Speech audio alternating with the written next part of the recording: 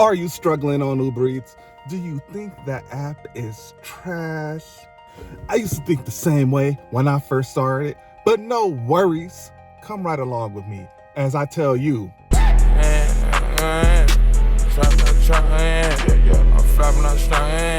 Number one, $10 payouts are the hidden tip indicator on Uber Eats. Now, let me explain. There's a few exceptions to this. First thing you should know about the Uber Eats tip system, when the customer is prompted to tip on the Uber Eats app, they are recommended tip by percentage. Unlike DoorDash, which gives just a flat rate, $4, $5, $6, on Uber Eats, the customer is going to be asked to tip by the percentage of the order, which means very rarely you're going to have a flat rate tip on an order. Uber Eats will start hiding tips on orders that have an $8 tip or more, which means with a $2 base pay minimum on Uber Eats, anything that is $10 or more could possibly have the potential of having a hidden tip.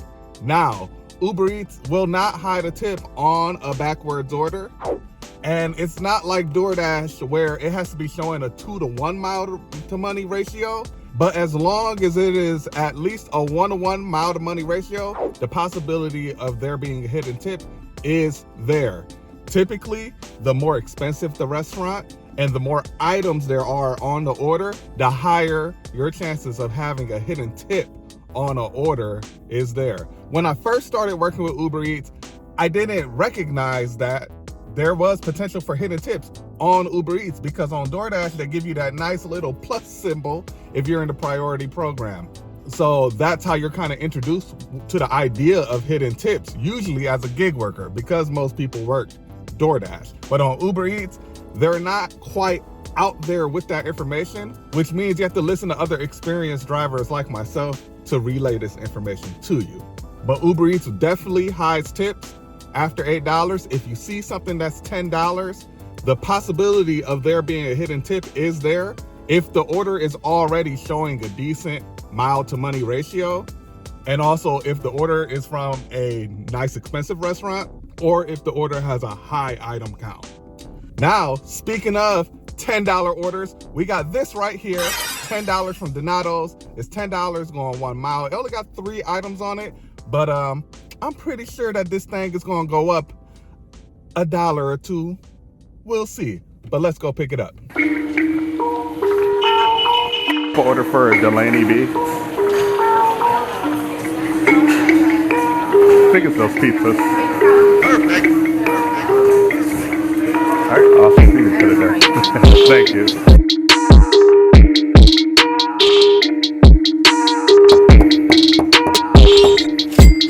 Also, a small little bonus tip for you guys.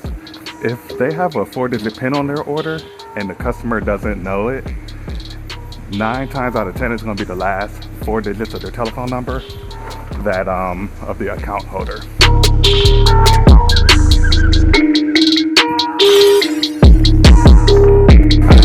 Good. Picking up a DoorDash for Geraldine.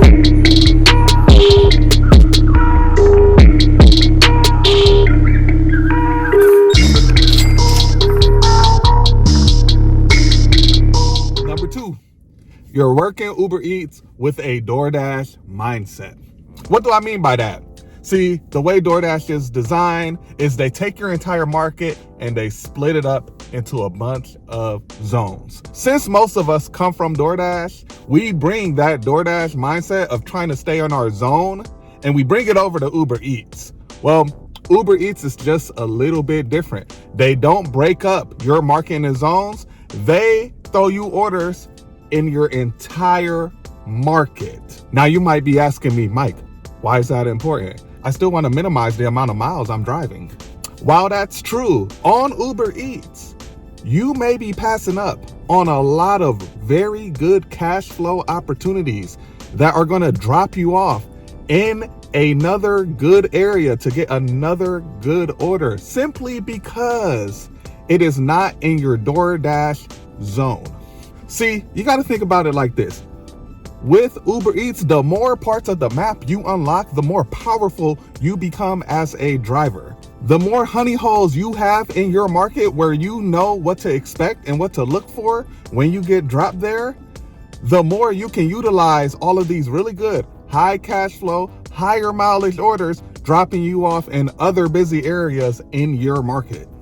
Like this order that we got right here. PetSmart 2505, shopping for 2 items, a dog food and some tennis balls.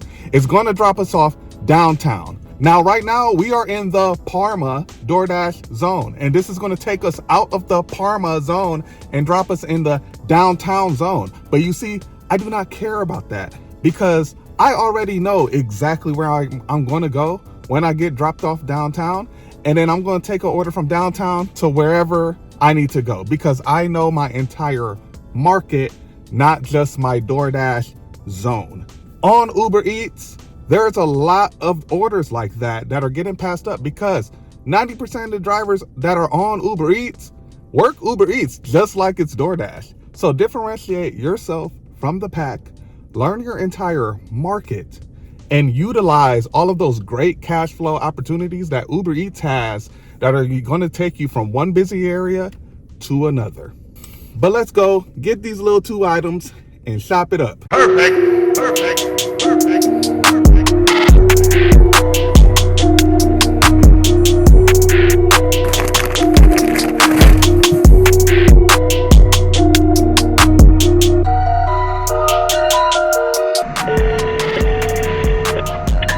Hi, it's Uber Eats calling. I see your instructions here. You can meet me in the back entrance on Gary.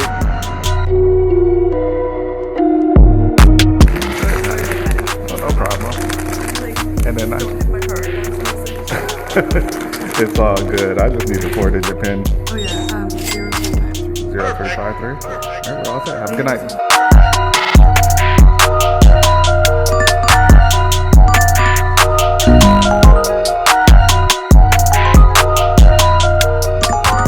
All right, guys, number 3, you have to charge up the Uber Eats algorithm. Now, this is one of those tips, you're not going to believe it until you experience it yourself. I've always been wary of people saying that there's some apps that you got to warm it up or whatever, but Uber Eats is 100% like that. Have you ever noticed when you first turn on Uber Eats, that thing is just ice cold for about 5, 6, 7 minutes when you first turn that thing on in the morning or in the evening or whenever you turn on Uber Eats to do your gigging? Well, I'm telling you right now, you may not believe it when I see it. You gotta accept and complete 2 orders on Uber Eats. And after you accept 2 orders on Uber Eats, the algorithm, it just starts getting a lot more aggressive in terms of your order flow.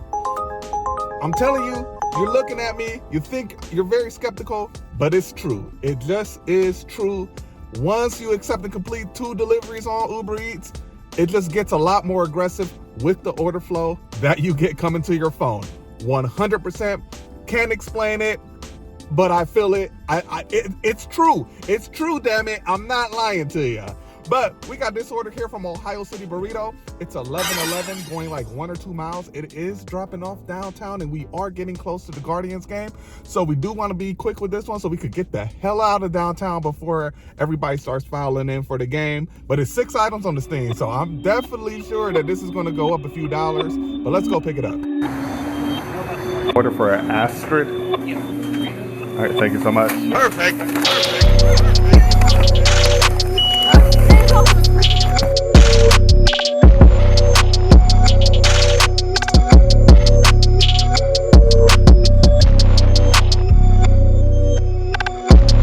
Here you go. I just need the pen. All right, we're good. Have a good one.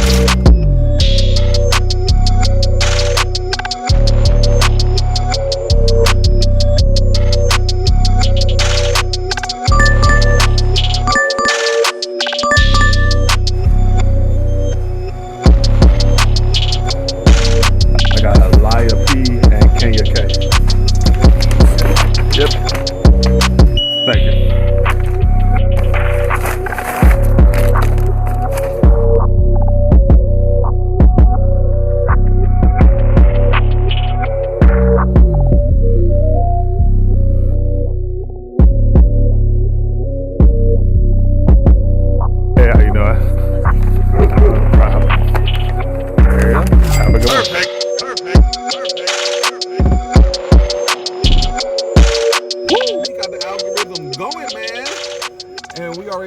next one. But before I even come to you for thing number 4, I need to decline this order.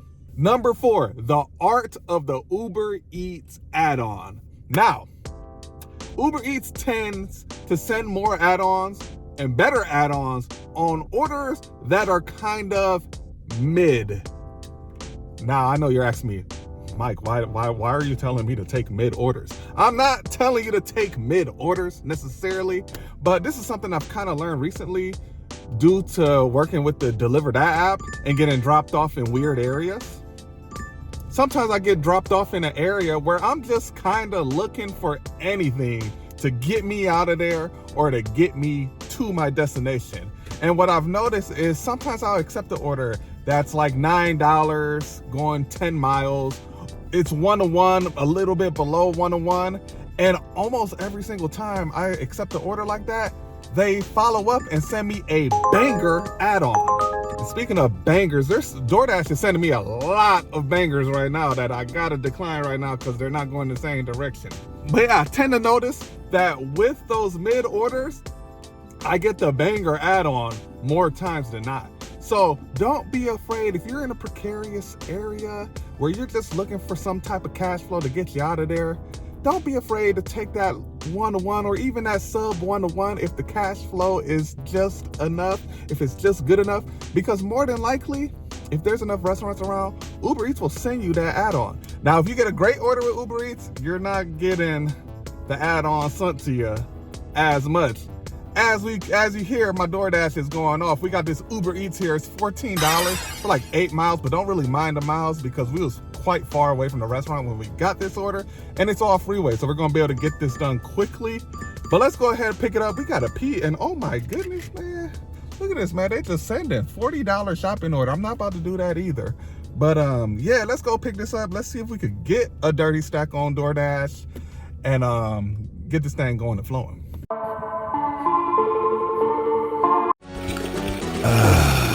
Much better.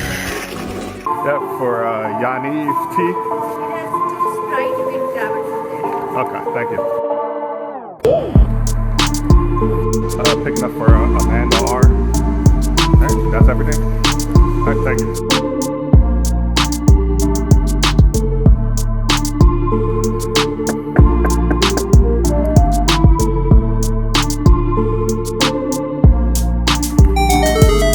Take care, have a good night.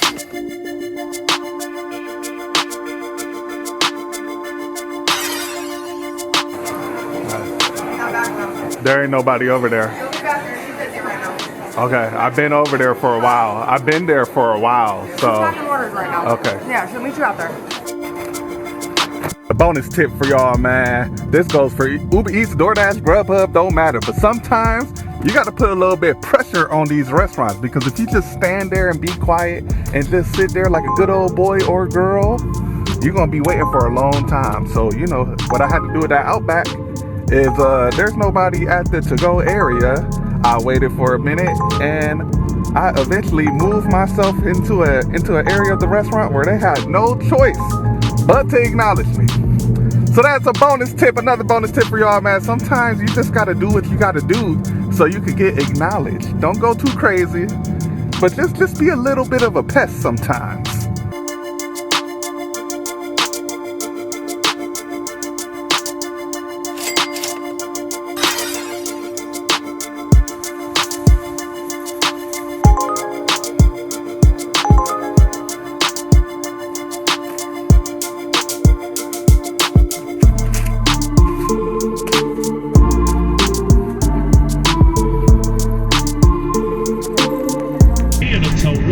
Ball game. Cleveland's got the lead after 2.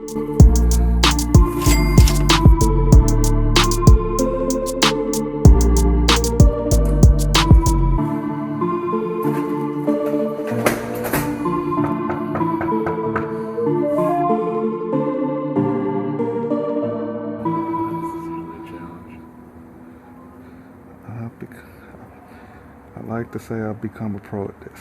Hey, you are good at that. There you go. Have a good one. Ivy's ready. The pail pitch. Swung and hammered. Deep left center. This game tied.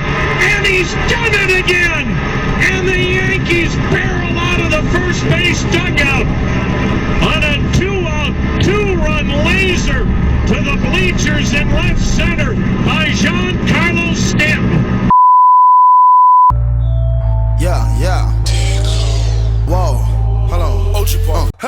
walk it like I talk it, walk it like I talk it, walk it like I talk it. All right, man. Last but not least, we got tip number 5.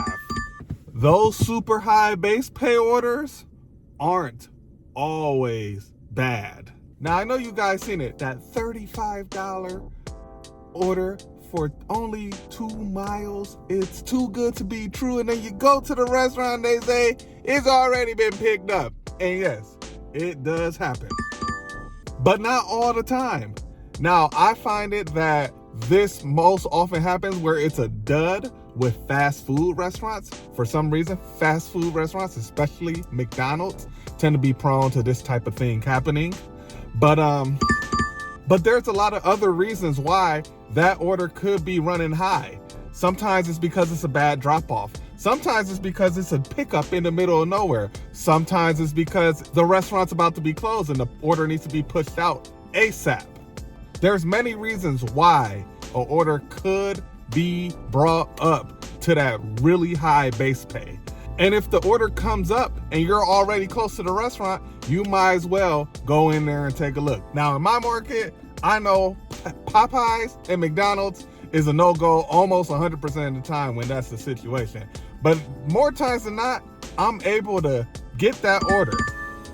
Also, sometimes it's a situation where the order has been picked up by another driver, but they only ordered one item and it's only going to cost $8, $9, $10 to place the order and just do it yourself.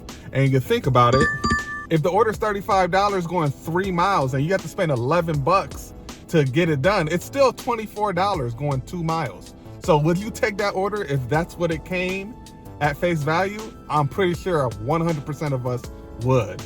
Now, we do have one of these orders right here. Marco's Pizza, $35, 2 miles. We're at the Carnegie Ghost Kitchen. This place has been giving me issues. I didn't even know Marco's Pizza was in the Ghost Kitchen. So I'm either gonna look like a genius here or I'm gonna look like a complete idiot. But we was already down the street from the Ghost Kitchen anyway, so there's no issue with us going in here and check. But let's see.